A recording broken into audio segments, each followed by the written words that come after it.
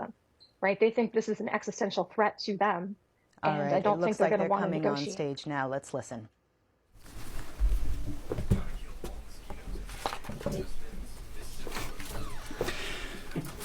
Well, thank you for joining us this morning.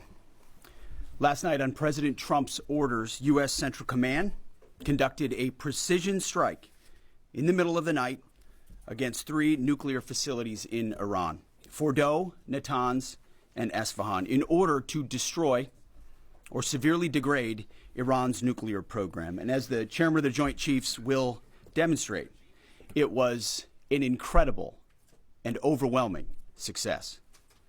The order we received from our commander-in-chief was focused, it was powerful, and it was clear. We devastated the Iranian nuclear program. But it's worth noting the operation did not target Iranian troops or the Iranian people. For the entirety of his time in office, President Trump has consistently stated for over 10 years that Iran must not get a nuclear weapon. Full stop. Thanks to President Trump's bold and visionary leadership and his commitment to peace through strength, Iran's nuclear ambitions have been obliterated. Many presidents have dreamed of delivering the final blow to Iran's nuclear program, and none could until President Trump. The operation President Trump planned was bold and it was brilliant, showing the world that American deterrence is back. When this president speaks, the world should listen. And the U.S. military, we can back it up. The most powerful military the world has ever known. No other country on planet Earth could have conducted the operation that the chairman is going to outline this morning. Not even close.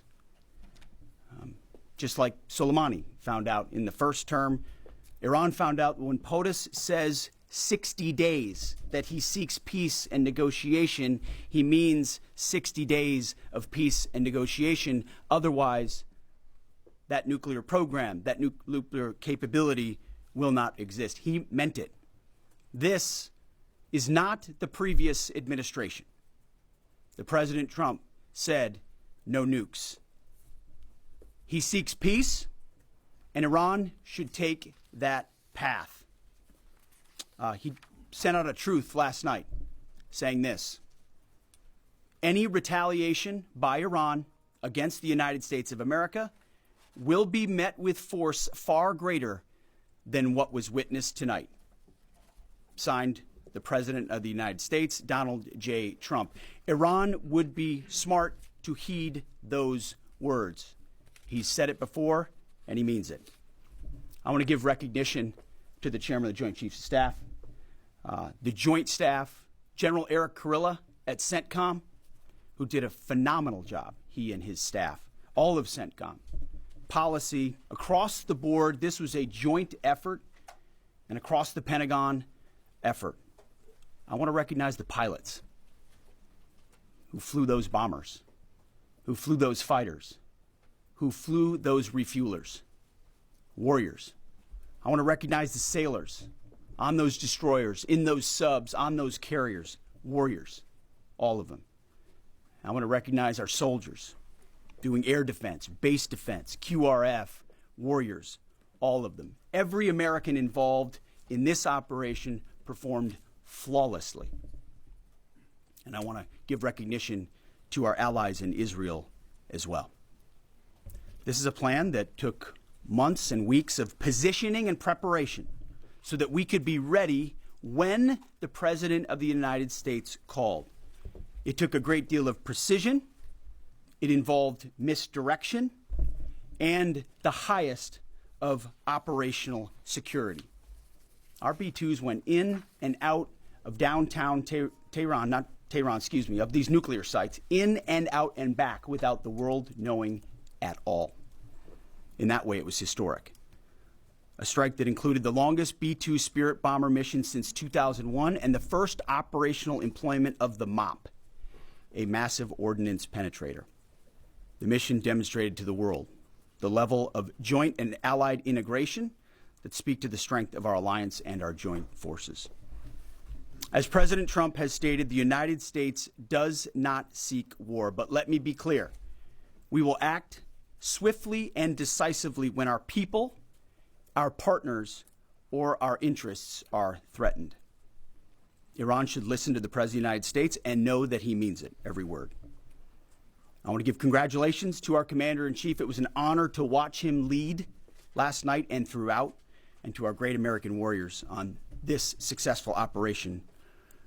God bless our troops. God bless America.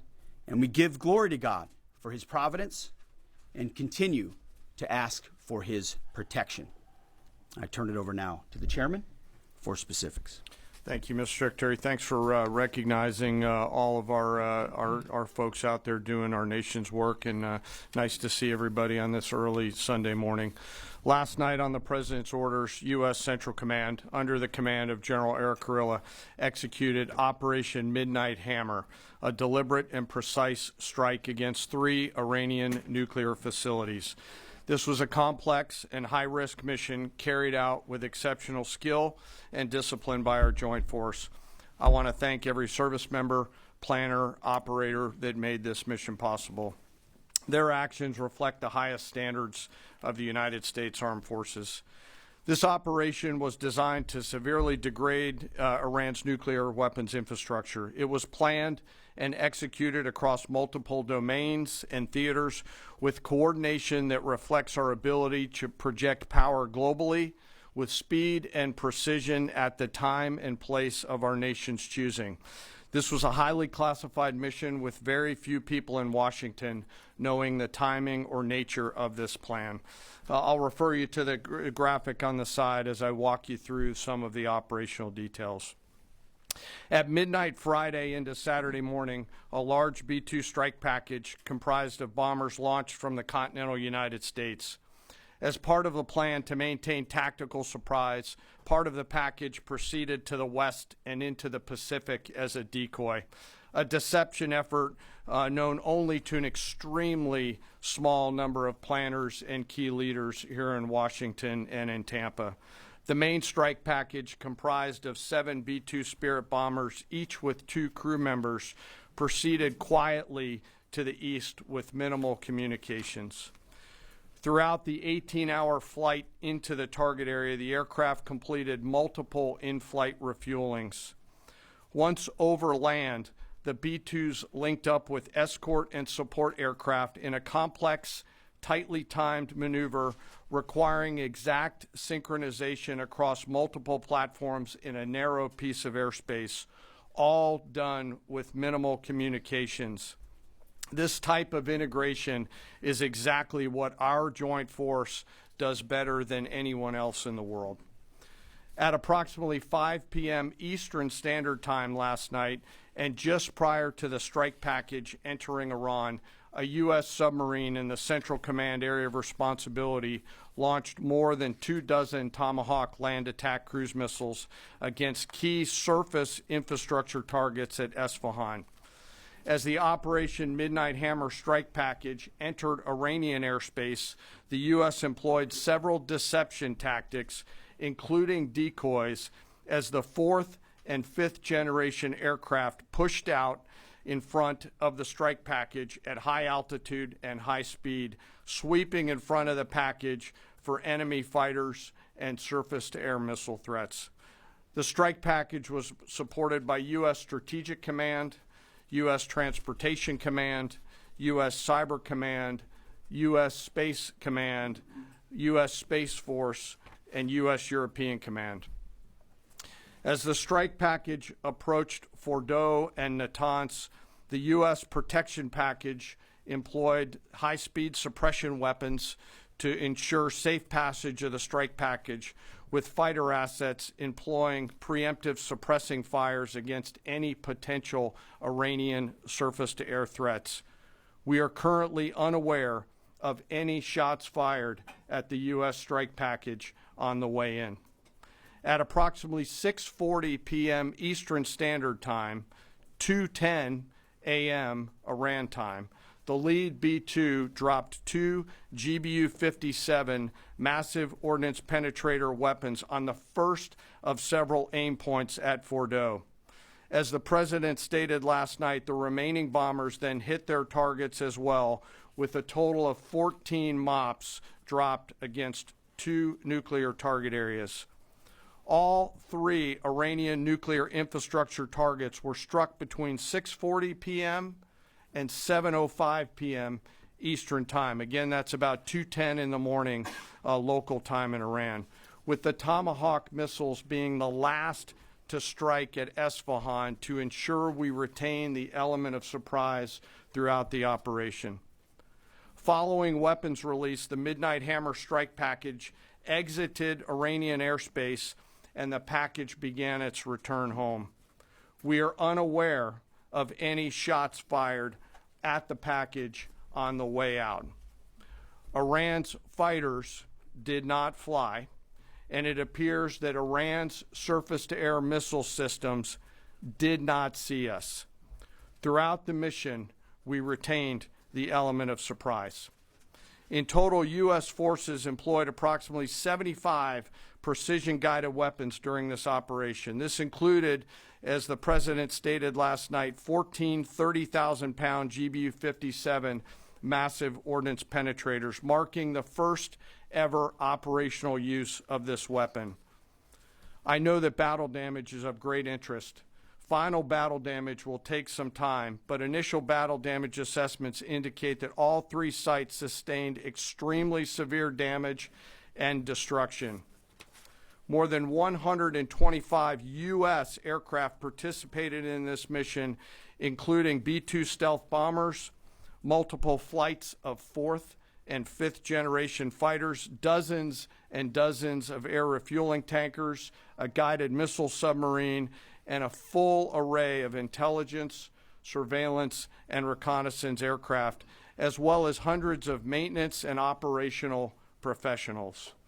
As the Secretary said, this was the largest B-2 operational strike in U.S. history and the second longest B-2 mission ever flown, exceeded only by those in the days following 9/11. Well prior to the strike, General Kurilla elevated force protection measures across the region, especially in Iraq, Syria, and the Gulf. Our forces remain on high alert and are fully postured to respond to any Iranian retaliation or proxy attacks, which would be an incredibly poor choice. We will defend ourselves. The safety of our service members and civilians remains our highest priority. This mission demonstrates the unmatched reach, coordination, and capability of the United States military. In just a matter of weeks, this went from strategic planning to global execution. This operation underscores the unmatched capabilities and global reach of the United States military. As the President clearly said last night, no other military in the world could have done this. I join the President and the Secretary in being incredibly proud of the air crews, naval forces, cyber operators, planners, and support teams, and commanders who made this mission possible. It is their skill, discipline, and teamwork that makes this operation possible. I am particularly proud of our discipline related to operational security, something that was of great concern to the President, the Secretary, General Kurilla, and me, and we will continue to focus on this. As we stand here this morning, many assets are still airborne, and we have hundreds deployed. I ask that we keep our warfighters on their way home and our deployed service member in our thoughts. Our joint force remains ready to defend the United States, our troops, and our interests in the region. Thank you very much. We will take a few questions, Phil. Me? Yeah. So, is regime change off the table, Mr. Secretary? And to the chairman, you said the battle damage assessment is still ongoing, but do you believe that some nuclear capability in Iran remains? This mission was not and has not been about regime change. The president authorized a precision operation to neutralize the threats to our national interests posed by the Iranian nuclear program and the collective self-defense of our troops and our ally Israel. Thanks for your question. I think BDA is still pending, and it would be way too early for me to comment on what may or may not still be there. But thanks for the question. Green. No, behind you. Excuse me, Mr. Secretary, can you tell me, was there a particular moment when the president decided to pull the trigger on this operation where he said, now, rather than being, something in the holster, now we're going to pull the trigger on it? I would just say, having the opportunity to witness his leadership, he was fully committed to the peace process, wanted a negotiated outcome, gave Iran every single opportunity, and unfortunately was met by stonewalling, which is why he gave them plenty of time to continue to come to the table and give up enrichment, give up the nuclear program. But there was I won't say the particular moment, there was certainly a moment in time where he realized that it had to be a certain action taken in order to minimize the threat to us and our troops. Yeah. General, you say that General Kurilla increased force protection in Iraq, Syria, and Gulf, in those areas. Were they given any advance warning the attacks were coming? And also, Mr. Secretary, when were congressional leaders notified? How long before the attacks took place? Sir, to your first question, the risk has clearly been rising over the last few weeks in the region. Based on that, and not a particular awareness of this operation, we've made smart decisions to minimize the risk to U.S. forces in the region. So they were given no advance warning? No, sir. In congressional? They were notified after the planes were safely out. Well, we complied with the notification requirements of the War Powers Act. After the attacks, they were notified? They were immediately thereafter. Yes. Thank you, Secretary. Two quick questions. Do you believe you completely destroyed Iranian nuclear program? And how about Iranian ballistic missiles? Your ally Israel always saying that is biggest threat. And second question is very important. What will be your next step if Iran or militias under Iranian influence in the region attack U.S. interests or allies in the region? And you can chime in on this too, Mr. Chairman. The battle damage assessment is ongoing, but our initial assessment, as the chairman said, is that all of our precision munitions struck where we wanted them to strike and had the desired effect. Which means especially in Fordo, which was the primary target here, we believe we achieved destruction of capabilities there. Ultimately, wherever it may be, whether it's in Iraq or Syria or bases in the Gulf, as the president said, it would be, as the chairman said, it would be a very bad idea for Iran or its proxies to attempt to attack American forces. Yes. Thank you, Mr. Secretary. Regarding retaliations, Iran and North Korea are cooperating on nuclear and missile development. Do you think there is a possibility that Iran, North Korea, and the other forces, such as China, will join forces to retaliate against the United States?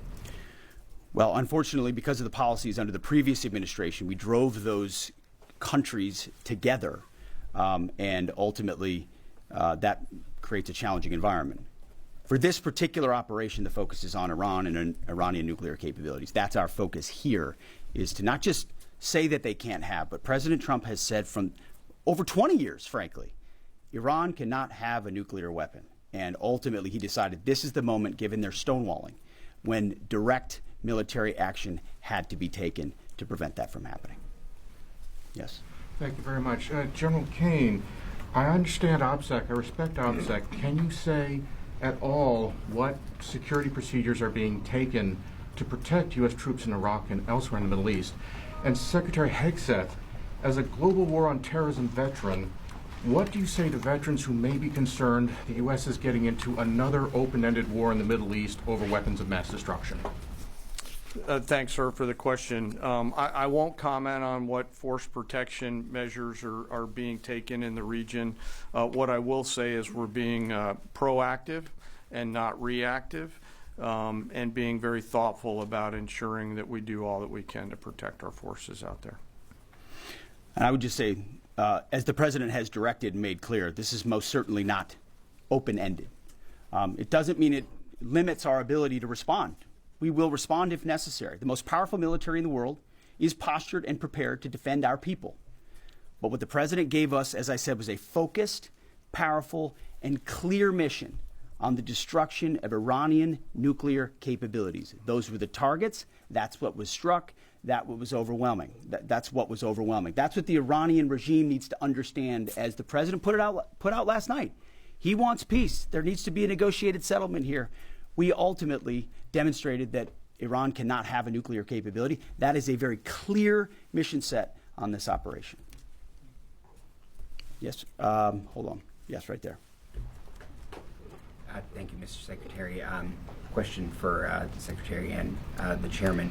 How was this strike coordinated with the Israelis on a strategic level, militarily, and on a tactical level? Was there any direct Israeli military participation in this operation?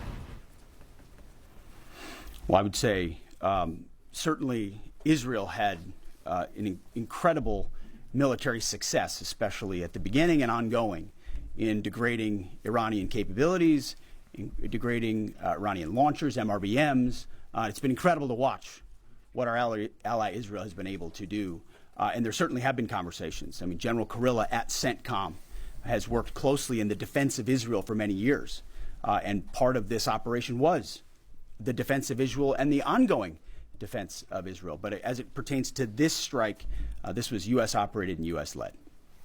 We took advantage of some of the preparatory work that's been done over the past week and a half in terms of axis of approach. I won't get into the particulars, but as the Secretary said, it was a U.S. strike.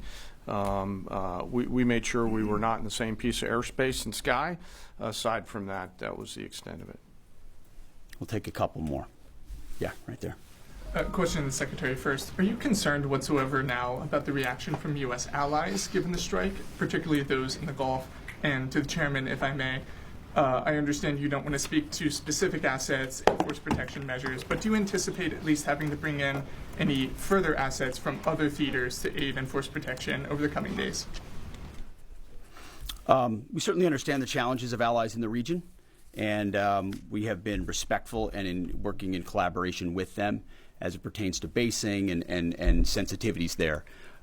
Ultimately, they've got a lot of assets and people in those locations also where American troops are co-located. So that's a consideration of ours. We've been in close consultation with them, and we appreciate the support that we have got.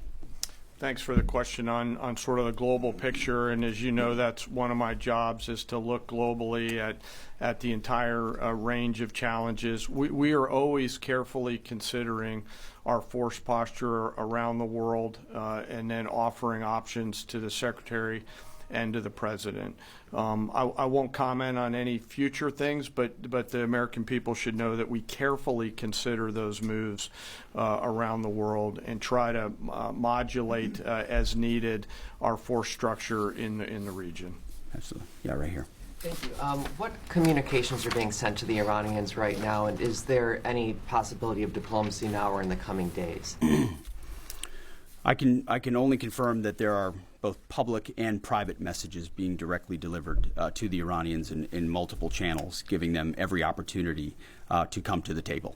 They understand precisely what the American position is, precisely what steps they can take to allow for peace, and we hope they do so. Yes. The president may not want an open-ended conflict. The Iranians may disagree. Are you prepared for a protracted war? Well, anything can happen in conflict. We acknowledge that. But the scope of this was intentionally limited. That's the message that we're sending. With the capabilities of the American military, nearly unlimited. So Iran, in that sense, has a choice. But we've made it very clear to them, this is nuclear sites, this is nuclear capabilities, this is the line that the president set, and we set that back. Now is the time to come forward for peace. But I think one of the takeaways from this as well is the unprecedented level of ongoing cooperation. I can't speak highly enough of the chairman and his staff and General Kurilla in CENTCOM, what they've done to look around the corner, to pre-position, to understand how an operation like this comes together. The scope and scale of what occurred last night would take the breath away of almost any American if you had an opportunity to watch it in real time. And I think Tehran is certainly calculating the reality that planes flew from the middle of America in Missouri overnight, completely undetected over 3 of their most highly sensitive sites, and we were able to destroy nuclear capabilities. And our boys in those bombers are on their way home right now. We believe that'll have a clear psychological impact on how they view the future, and we certainly hope they take the path of negotiated peace. But I could not be more proud of how this building operated, of the precision, the sensitivity, and the professionalism of the troops involved in this effort. I will take one more. We'll take one more question. Yes, right there.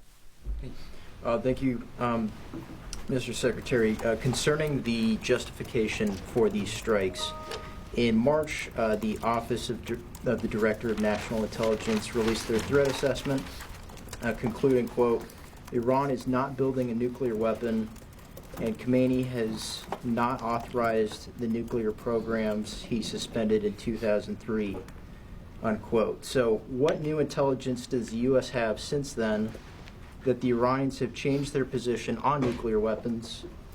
And does this new intelligence come from U.S. sources and methods, or are we getting this information from other countries? Well, I would just simply say that the president's made it very clear. He's looked at all of this, all of the intelligence, all of the information, and come to the conclusion that the Iranian nuclear program is a threat, and was willing to take this precision operation to neutralize that threat in order to advance American national interests, reduce the Iranian nuclear program, and obviously collective self-defense of ourselves and our allies. So he looked at all of it, understood the nature of the threat, and took bold action I think the American people would expect in a commander-in-chief. That's all we've got. Thank you very much. Appreciate it, Mr. Chairman.